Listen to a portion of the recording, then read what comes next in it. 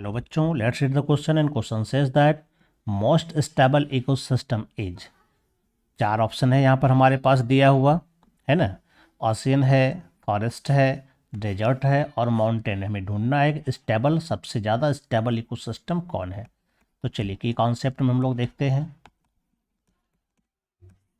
जो stable ecosystem होता है तो जनरली नेचुरल ही होता है।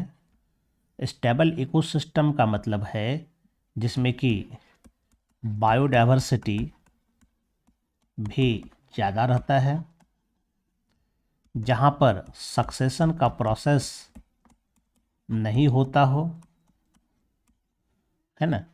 इसके अलावा जहाँ पर कि कंडीशन में चेंजेस नहीं होता हो, है ना, चेंजेस इन कंडीशन, जैसे कि मिनरल का अमाउंट में, गैसेस के अमाउंट में, टेम्परेचर के अमाउंट में, यह भी नहीं होता, वो ज़्यादातर स्टेबल होता है।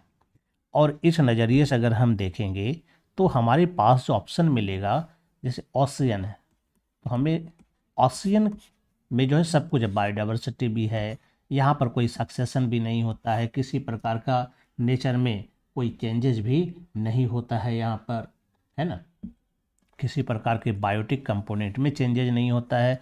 इसका मतलब ओशियन की जो स्टेबिलिटी है यह सबसे ज़्यादा होती है, ये मोस्ट स्टेबल हो सकता है।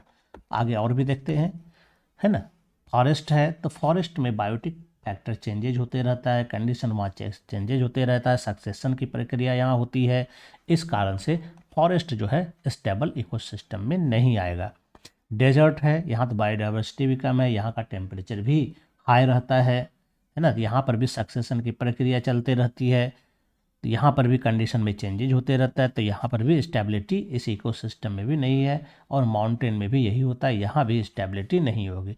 तो स्टेबिलिटी जो है वो ओशियन में है ना। तो सबसे ज़्यादा अगर स्टेबिलिटी देखें तो वो ओशियन में पाया जाता है, यानी most stable ecosystem is ocean. I hope you understand it well and best of luck. Thank you.